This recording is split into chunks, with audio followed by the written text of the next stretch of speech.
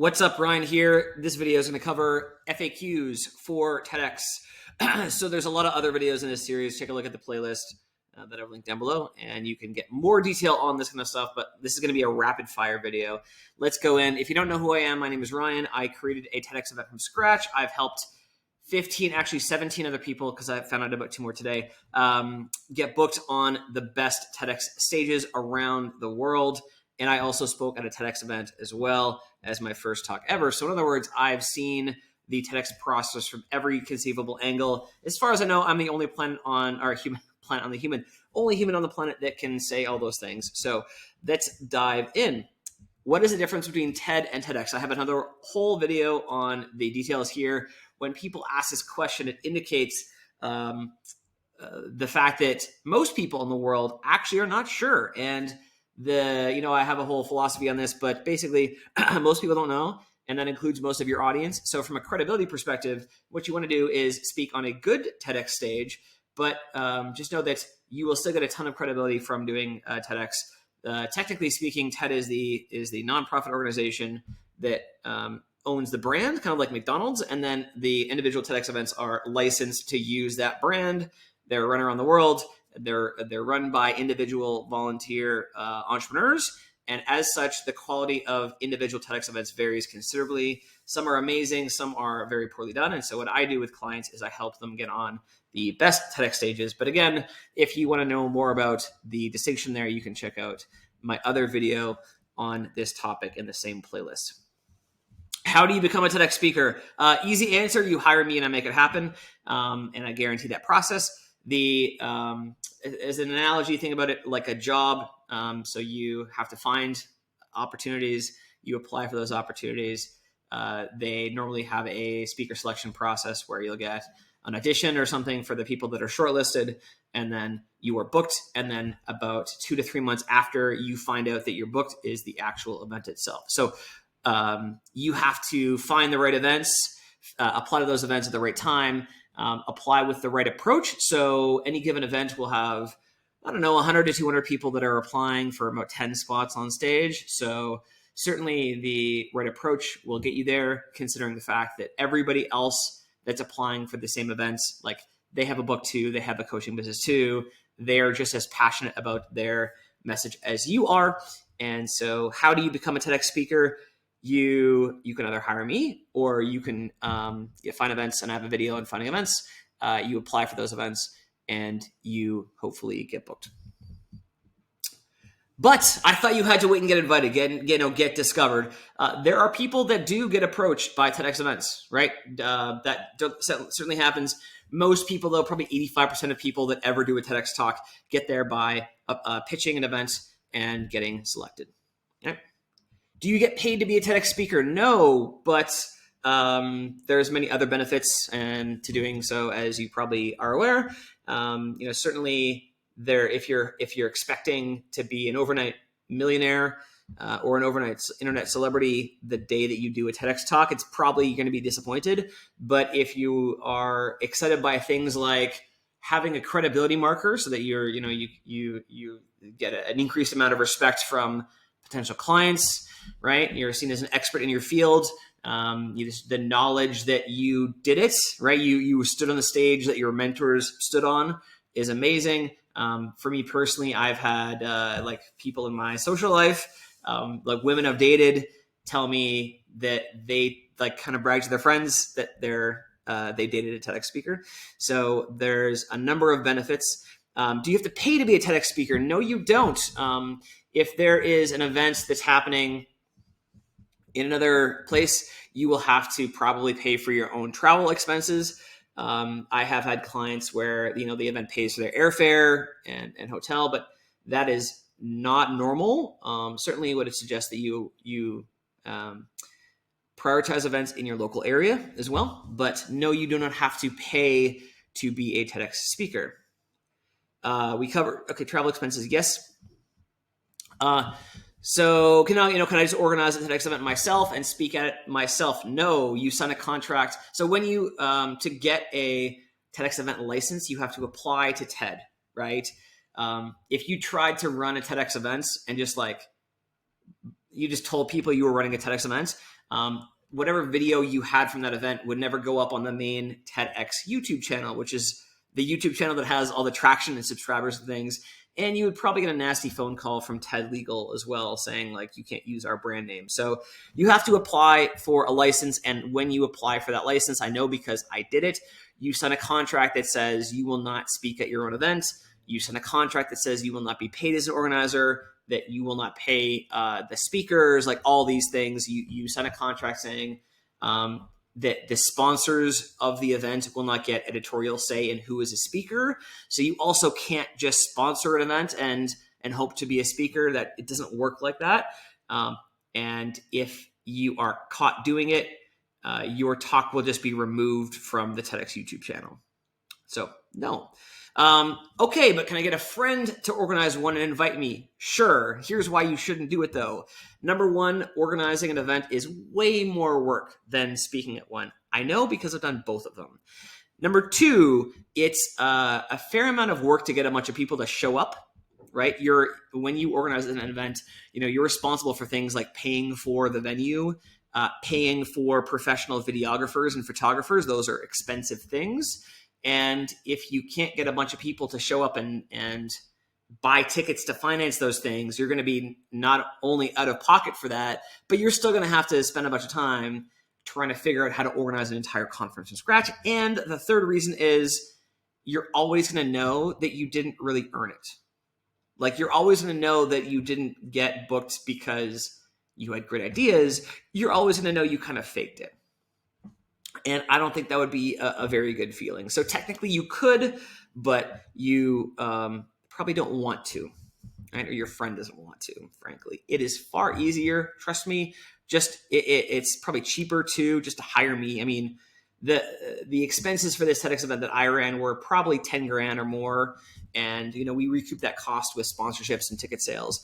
But it's cheaper to hire me, and then that you earned it, and probably the event, a first time event is never that good, frankly, or is not nearly as good as an established event.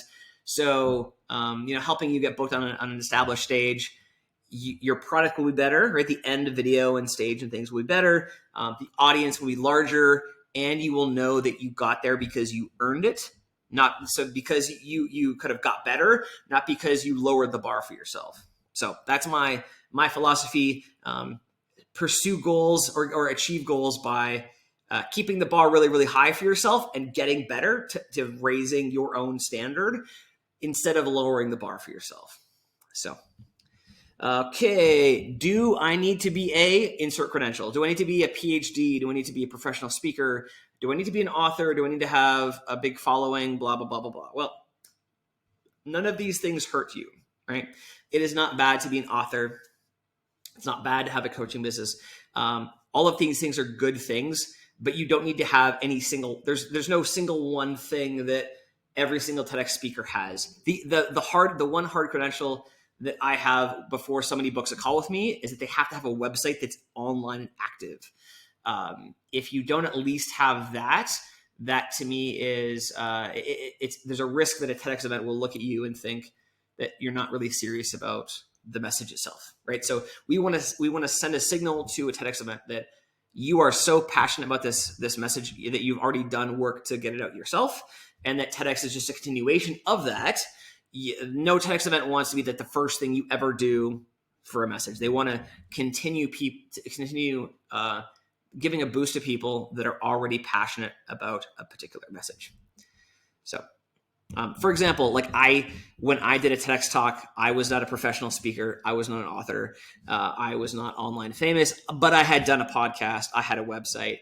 I had written a few blog posts. I talked about sort of the creativity and design process, and I already had an engineering undergrad degree. So there was ways that I could weave that story together, and I had a website. All right. Okay, which events are best? I have a whole video going very, very deep into this.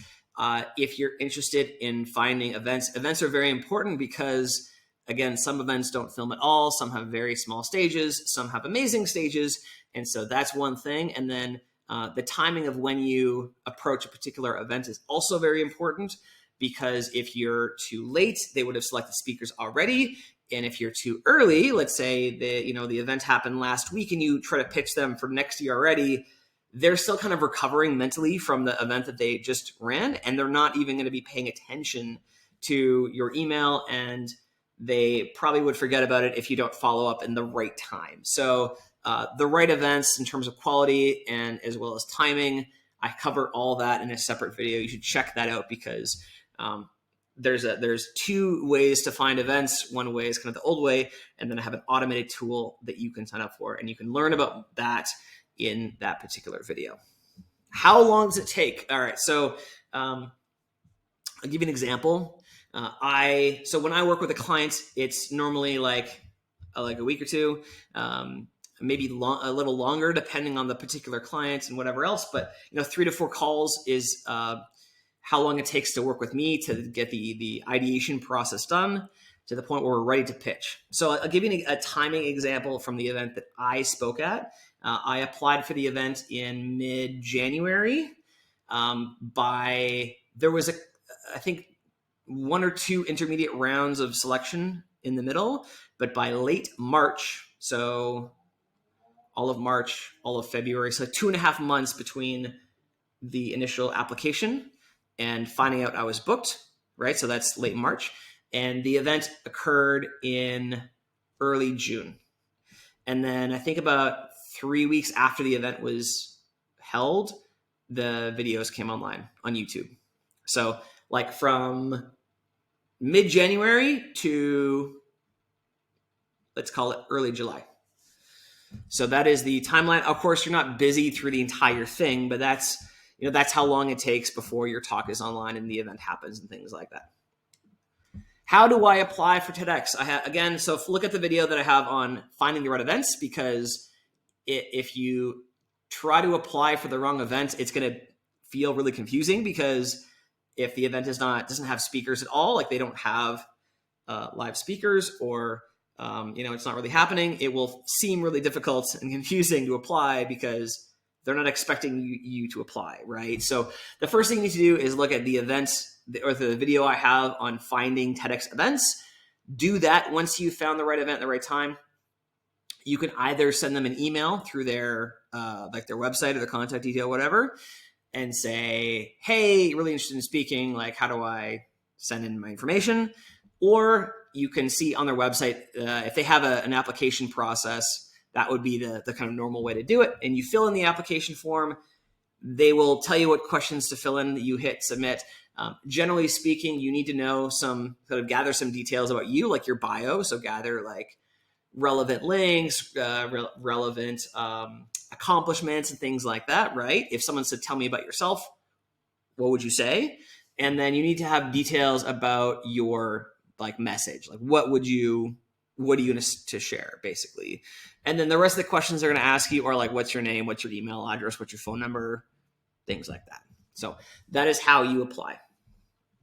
Can I apply for more than one event? And what happens if I get selected at 2? Can I do 2 TEDx talks? Yes and yes. When I work with clients, we always apply for more than one event, because you never know which one is going to get back to you first. And yes, so you can apply for more than one event. There's no master application form for every TEDx event, so you have to go to each event itself and apply for each event itself. And if you get selected at more than one, you can do more than one TEDx talk if you want. I've had clients get selected at more than one event. You can choose to just pick the one that's your favorite and turn the other one down, gracefully decline, or you can choose to do 2 different TEDx talks, or 2 talks on a very similar message but slightly different angles. So that's one of the things. If you want to do 2 TEDx talks, you totally can. When I work with clients, my process works whether you want to do more than one or just one. Either one is okay. What topics are good for TEDx? There's some rules. So TED has content rules of topics you cannot talk about. So you cannot advocate for a particular political candidate or political specific political party. You cannot advocate for a specific religion. You're allowed to say that you're like a Christian or a Buddhist or whatever. That's fine. You just can't say everybody should be Buddhist or everybody should be Christian or everybody should whatever. So those are things you can't do. You cannot They're sensitive about things that they deem pseudoscience. So you can't, things about like quantum consciousness, or if you're a psychic or whatever else, like the kind of new age stuff, they're very cautious about. So I would steer away from stuff like that if you can. Other than that, a good topic is really a good topic for you. So if you are an expert in leadership, for example, that may be a great topic for you, but it's a bad topic for me, or bad topic for someone who's a health coach, for example. So what I think about in terms of great high level fields or topics is, what's something that you are passionate about? It's like a field or message you really, really want to get out into the world, right? And two, what's something you have expertise in? These things may overlap. They may not for all things. So normally things that someone is very passionate about, they also, they study those things, or they write books about those things, or whatever else. But there's some things for sure. I know this is true for me. There's some things that I have a lot of credentials in that I don't, love the idea of talking more about. I've kind of shifted focus away from one field onto another. So that may be true for you as well. And there may be things that you have to kind of honestly look at yourself and think, I really like this topic, but I really don't have very many credentials in it. So if you need help weaving together your experiences with your passions, and it doesn't seem like there's a connection there, that's one of the things I do with clients. Is I help them weave that narrative together so that we can get them invited for something that they are passionate about. If you try to pitch something that you have like zero credentials in, then you're just going to get turned down. It doesn't matter how good you think your idea is. If it doesn't seem like you know what you're talking about, nothing's going to work. So those are the topics that are good for TEDx. How do I send it to organizers? You have to have a better message and pitch than everybody else, right? That's just, so whether you're a good speaker or whether you have good ideas is kind of irrelevant, because it's you compared to all the other applicants. It's not you in isolation. So if you're pitching a TEDx event that has 200 applicants, imagine what those 200 applicants are pitching. You have to do better than that. So this is one of the reasons why people hire me, is because I've actually done the speaker selection process. I know how high the bar is that we have to get to. And it's not something I can answer in a couple of seconds here on a video. But if you are struggling to get booked, or you want some one-on-one guidance on this, then hiring me to walk you through it is the way to do it. How long does it take out to find out you got invited? I covered this before, and that's kind of how long does it take thing. But for instance, for the event that I ran, we had our first speaker deadline, I think, in late June or late July, I think. And by early September, it was maybe early to mid-September, we had finalized our speaker lineup. So you're going to find out that you made it to a second round interview like pretty soon. And normally in events they would make public their speaker selection timeline. They would say, okay, the deadline is this day. By this day, you're going to know whether you're in round 2. And then by this day, we're going to have our speaker selection process finalized. So normally, not always, but normally an event would tell you, based on their speaker selection timeline, when you can expect to find out whether you were in the second round or whatever. If you find out nothing, then you got turned down, right? Okay. What is the time limit for talks? So some people know that the upper time limit is 18 minutes. There is no lower time limit. As far as I'm aware, I have seen talks that are as short as 3 minutes. Very difficult to do a 3-minute talk. It takes a lot of skill as a speaker to do that and articulate an idea that quickly. But yeah, anywhere between 3 and 18. I have done some stats on performance. It does appear that the longer your talk is, the better it tends to do, and it's a pretty linear relationship. I suspect that's probably because YouTube, I think, rewards, like organically pushes up the videos that are longer.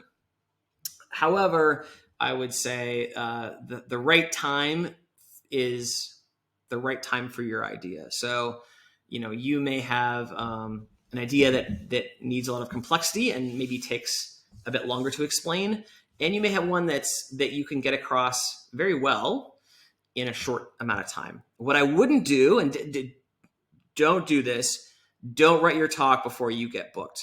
Why? Because some events will have a preset like time where they're like, we have an 8-minute speaker slot, right? And they'll say, you're booked, your talk time is 8 minutes. And if you already have an 18-minute or a 15-minute talk written, you're going to have to cut some, right? So I've talked to people where they've worked with a coach and they've spent a lot of money perfecting this really nice talk, and then they can't get booked anywhere. Or if they get booked, an event will say, yeah, you got to just cut this in half basically. And all of a sudden, all that work has gone to waste. So what I would do first is get booked on a great stage, and only then you write your talk. All right. Can I use slides? Can I use notes? Yes. What you cannot do is have prompts on an iPad. I have no idea why they say notes, like physical paper notes, are okay. An iPad is not, but those are TED's rules. They're not my suggestions. Those are TED's rules. And of course, yes, you can use slides. Some people want or are asking this question because they have never memorized a talk before. They're used to using notes.